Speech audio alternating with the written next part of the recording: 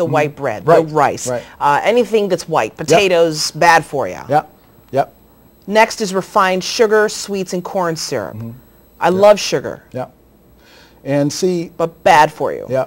And what we have to understand is that it's not that people need to just, oh, you can't eat these anymore. Because that's what I was told.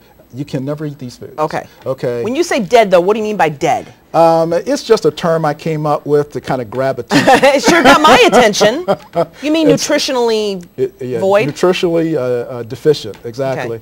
Okay. Dead kind of gets right to it. These foods will eventually make you dead. All right, trans fats we've heard a lot about. Exactly. A lot of companies are now not making food with trans fats. They're trying. Saturated fats, okay, which is the pork and the ham and the bacon, and drugs. You mentioned smoking, alcohol, and of course caffeine. Come on, Dwayne, you're hurting me here. But again, here's what I want everyone to understand. Okay. It's not that you have to stop eating all of these. Okay. The key, what I usually recommend to type 2 diabetics is make only one change. Breakfast. Okay. Don't try to change the world, because if you do, you're probably going to fail. And most people, when they go on diets, they don't feel good. You ever notice a person on a diet? They're not happy. They're not happy. They're cranky. Exactly. They're cranky. Yeah. So change one thing. Change breakfast. Just okay. change breakfast. Coming up, we're going to show you how you can do that. We're going to show you the program that Dwayne created that he now teaches to diabetics through many workshops. Yes, I know doctors have called upon you and said, could you come talk to our Exactly. type 2 diabetic group, and we'll show you that healthy breakfast. Maybe you'll learn a thing or two when we come back. We promise it won't hurt a bit. It won't. Right, Dwayne? It won't hurt. We'll be right back.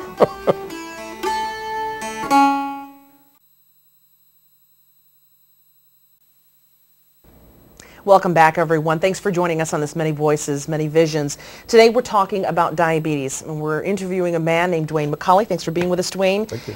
Dwayne wrote a book called Death to Diabetes, and it's a book that a lot of diabetics, type 2 diabetics, have read.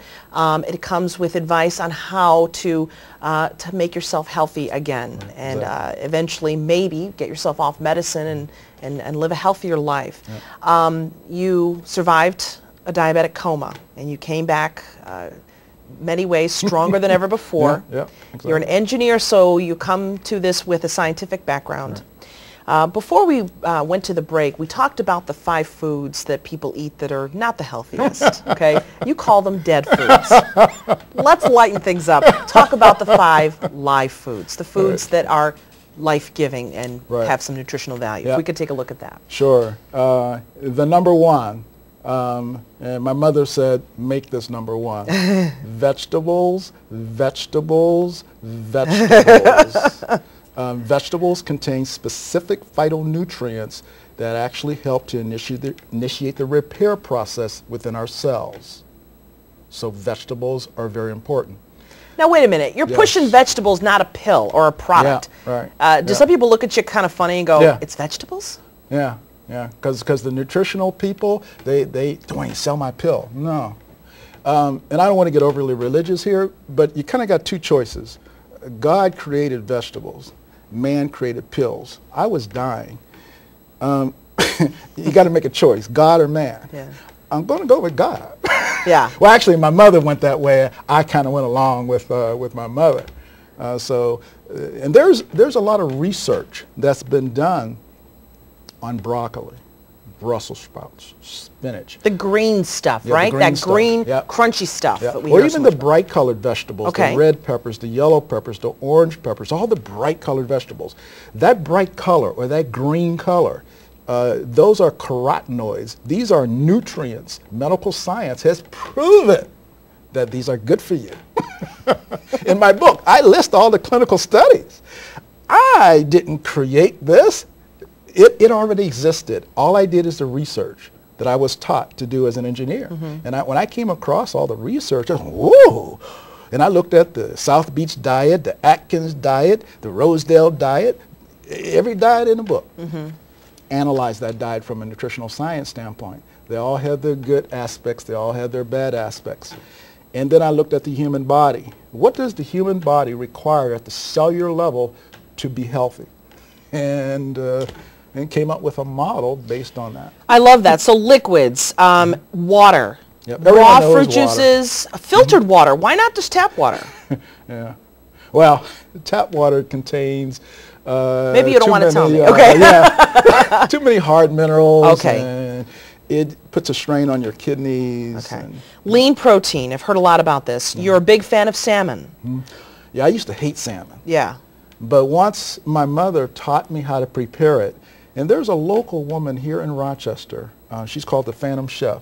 People at work paid her to come to my house to prepare some meals. Oh, I know the Phantom Chef. Yeah. Yes. So she's been on our broadcast before. Oh, okay. Yeah. So she taught me how to prepare some of these foods, and once you learn how to prepare salmon properly, ooh, it's so good. Okay. All right. I don't know if I like it better than a steak. We'd have to talk about that. But steak is also good for you Okay. when prepared properly. Red meat is Yes. okay. Okay, so I lean know protein. I know people are going, this I know. man is crazy. Okay. But if you prepare the red meat properly, if you buy organic beef, free-range beef, if you marinate it with extra virgin olive oil and a little bit of lemon juice to break down the arachidonic acid within that meat, beef can actually be healthy for you. All right, that's good to hear. Unsaturated omega-3 fats, the olive oils, Yes. the omega-3s which are in the fish, salmon, the and nuts things and like that. seeds. But if you don't like salmon, you can eat the eggs. And we talked organic about eggs, exactly. organic eggs Contain or omega-3s. Okay, Yep. organic whole grains. Okay, because I like grain. I like bread.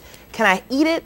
Can I still If eat you it? eat organic living bread, it's called sprouted grain bread. It's stores like Wegmans sells it. It's called sprouted grain bread. It's in the frozen section. It's a living food. That's why it's frozen. Most bread is sold out in the aisles. That's dead. But isn't it enough to have the whole wheat label on it? The whole Not stone? if you're diabetic. Okay. Okay. If you truly want to eat the best of the best, you want to eat living food. So sprouted grain bread is a living food. Most of the other bread is made with flour. And flour just doesn't metabolize well within our body. All right, so now you've got the 5 live superfoods. I want to take a look at a meal model. Okay, so what are you eating, Dwayne, to get healthy? This is what I want to know. Let's take a look at this next, we've got this next slide here for you that explains what a healthy meal consists of. Right. And you mentioned starting with breakfast. Yes. That's Yes. very simple for a lot of Yep. people, okay? Yep. Yeah, breakfast is truly, our mothers were right. Okay? My mother was right. Breakfast is very powerful. And a good example of a powerful breakfast Okay. is instead of eating grains such as cereal in the morning or oatmeal, have a vegetable such as 1.5 cups of steamed broccoli or 2 cups of steamed spinach. But vegetables for breakfast? Yep. And see, here's what we got to understand. Why do we eat cereal for breakfast?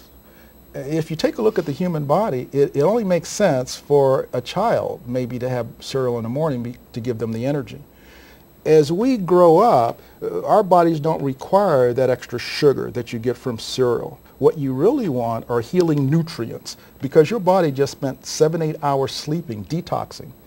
So your cells are open. They want the best of the best. So why not give your body the best? So the carbohydrate is the vegetable? Exactly. Okay, so is there any room in this for like a muffin? I mean, like a Thomas's English muffin. It's better to eat the muffin for lunch. Again, I'm talking if you're a type 2 diabetic. I see. Okay, now, so if you're you've not got a type 2 diabetic, then you have obviously a lot more flexibility. All right, so the meal consists of a carbohydrate, which is the vegetable, Exactly. a protein like the salmon. Or the organic free-range egg. Okay, you prepare this with a little olive oil or some other type of healthy fat? Always use olive oil. Olive oil is the best of the best in terms of plant oils. All right, is there any room in this breakfast for coffee? Because Dwayne, I get up at 2:30. Yeah. See, there's nothing wrong with having a cup of coffee. There's nothing wrong with eating ice cream. I eat ice cream. Okay, I eat apple pie. But as I discuss in my book, there's a healthy way to eat ice cream. There's a healthy way to enjoy apple pie. There's a healthy way to enjoy steak. Okay? So that diagram is just an outline, a guide, a protocol. And once you understand the protocol, the formula, you now take what you love and you build a program around that. I know that in your book you mentioned going out to eat, okay? And there's a section on going out to restaurants. So for people at home watching thinking, oh my God, this is so restrictive, I can't eat this way, you're saying that there is a way to do this. Yeah, exactly. You mentioned